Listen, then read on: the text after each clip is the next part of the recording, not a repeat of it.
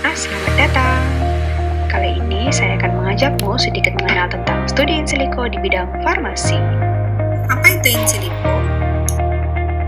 Yuk kita cek hasil kuesioner dari rekan-rekan kita tentang in silico.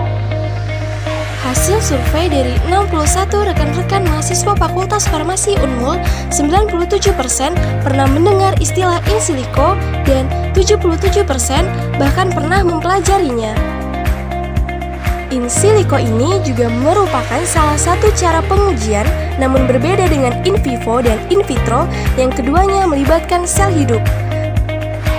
Nah, in silico sendiri memiliki makna untuk pengujian dengan memodelkan, menginterpretasikan, mensimulasikan suatu data dari bidang ilmu tertentu secara virtual dalam layar komputer.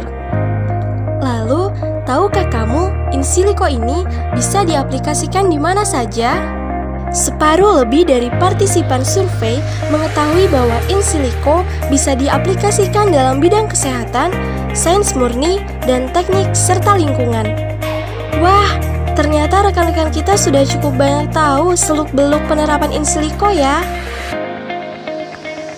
Istilah in silico yang berhubungan dengan eksperimen biologis dicetuskan oleh Christopher Langton pada 1987 yang mendeskripsikan mengenai kehidupan artifisial, sedangkan riset pertama pada 1989 oleh Pedro Miramontes, seorang ahli matematika dengan judul DNA and RNA Psychomatical Constraints, Cellular Automata and Molecular Evolution.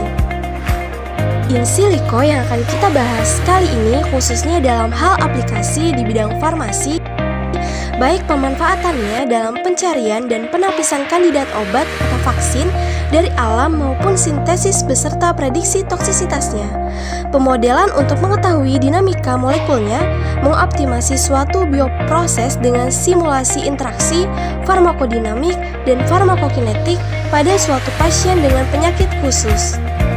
Cabang in silico yang kemudian saat ini berkembang dan bersinggungan dengan bidang farmasi antara lain bioinformatika, biologi komputasi, biologi matematis, sistem biologi, kimia komputasi, medical informatics, farmakogenomik, dan farmakogenetik.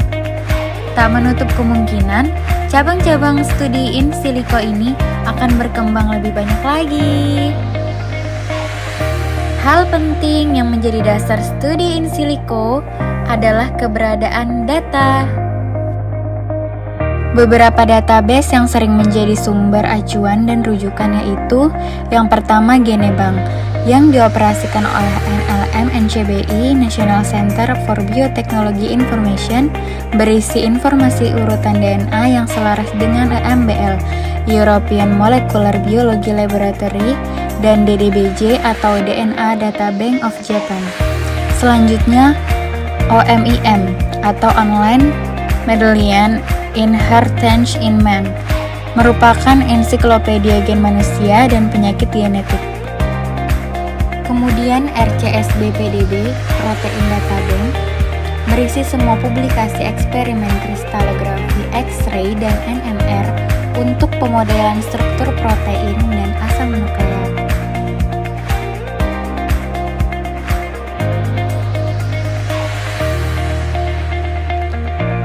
Selanjutnya Uniprot, Swissprot, and TrempBL berisi publikasi urutan protein non-DNA atau RNA yang dikelola oleh SIB atau Swiss Institute of Bioinformatics dan ABI European Bioinformatics Institute. Berikutnya Swirlit berisi database cheminformatics di bidang kesehatan, obat-obatan, dan isolat herbal untuk penemuan obat baru. Kemudian ada Drug Bank berisi database informasi dasar mengenai obat-obatan untuk pengembangan industri kefarmasian. Selanjutnya PubMed merupakan platform perpustakaan digital untuk literatur yang berkenaan dengan dunia kedokteran dan disiplin kesehatan lainnya yang dikelola oleh NCBI. Selanjutnya, PubChem merupakan platform perpustakaan digital untuk literatur yang berkenaan dengan keilmuan kimia yang dikelola oleh NLM NCBI. Lalu, Toxnet merupakan database yang berisi literatur komprehensif untuk informasi toksisitas obat dan lainnya yang bersinggungan di bawah pengelolaan NLM NCBI. Namun sekarang platform ini sebagian besar sudah diintegrasikan ke dalam PubMed dan PubChem. Dan masih banyak lagi sebetulnya. Wow! Jadi, studi in silico ini sangat berkembang cepat karena diharapkan dapat memangkas waktu dan biaya dari proses pengujian obat baru dengan mengembangkan serta mengoptimasi data yang ada dari uji laboratorium sebelum pengujian klinis kepada objek manusia khususnya.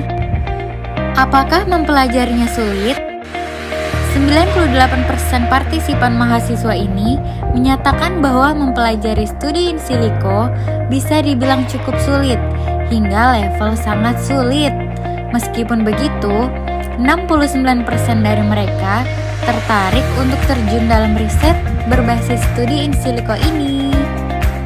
Untuk memuaskan penasaranmu, yuk ikuti webinar pengenalan studi in silico dalam penelitian mahasiswa di bidang farmasi era 4.0 pada hari Sabtu 17 Oktober 2020 yang akan menghadirkan para pakar profesional di bidangnya. Jangan sampai kelewatan ya, catat tanggalnya dan daftar sekarang juga di link berikut ini.